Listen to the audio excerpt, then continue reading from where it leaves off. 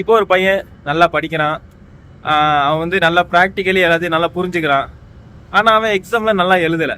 அவனால் எக்ஸாம் நல்லா எழுத முடியல. எக்ஸாம் எழுத தெரியலன்னு வச்சுக்கலாம். இப்போ அந்த பையன் மார்க்ஸ் கம்மியாக எடுக்கிறான். இப்போ எல்லாருமே என்ன அசியூம் பண்ணுவாங்க, இவன் படிக்காத பையன் அப்படின்னு சொல்லி அசியூம் பண்ணுவாங்க. இப்போ ஒரு பையன் படிக்கவே மாட்டான்.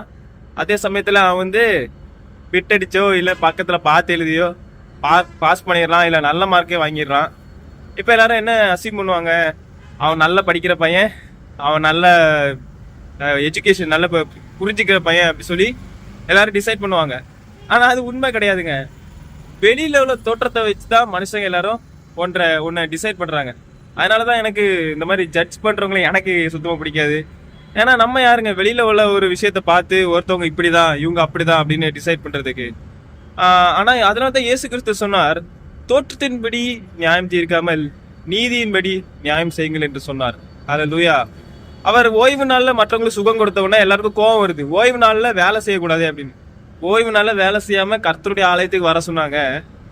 இவர் கர்த்தருடைய வேலையை தானே செய்கிறாரு, அப்போ அது சரிதானேங்க. அல்லேலூயா. அப்போ அன்னைக்கு ஒரு நாள் ஒருத்தனுக்கு சுகம் கொடுத்த உடனே எல்லாரும் கோவப்படுறாங்க. அப்போ தான் இயேசு சொல்கிறாரு, தோற்றத்தின்படி நியாயம் செய்யாமல் நீதியின்படி நியாயம் செய்யுங்கள் என்று சொல்கிறார். அல்லேலூயா. அப்போ அந்த பையன் நல்லா படிக்கிற பையன் எக்ஸாம்ஸில் கம்மியாக மார்க் எடுத்தா இந்த உலகம் அவன் படிக்காதவன்னு டிசைட் பண்ணும். அவன் ஃபெயில் ஆகிட்டான்னா அவன் படிக்காதவன்னு டிசைட் பண்ணும். இல்லை படிக்காத பையன் நல்ல மார்க் எடுத்து அவன் பாஸ் ஆகிட்டான், நல்ல மார்க் எடுத்துட்டான் அப்படின்னா அவன் படிக்கிற பையன் சொல்லி இந்த டிசைட் பண்ணிடுவாங்க. அவன் பார்த்து எழுதியிருப்பான். அப்போ இயேசு கிறிஸ்து எப்படி டிசைட் பண்ணுகிறார், தோற்றத்தின்படி நியாயம் செய்யாமல் நீதியின்படி நியாயம் செய்கிறார்.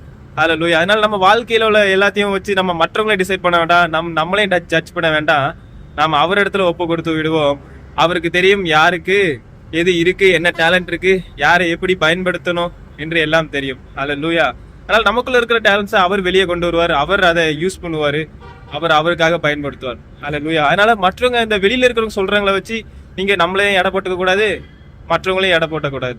அல்லேலூயா. இயேசு கிறிஸ்துக்கு தெரியும் நம்மளுடைய உள்ளான வேல்யூ என்ன, நமக்குள்ள எவ்வளவு கெப்பாசிட்டி இருக்கு.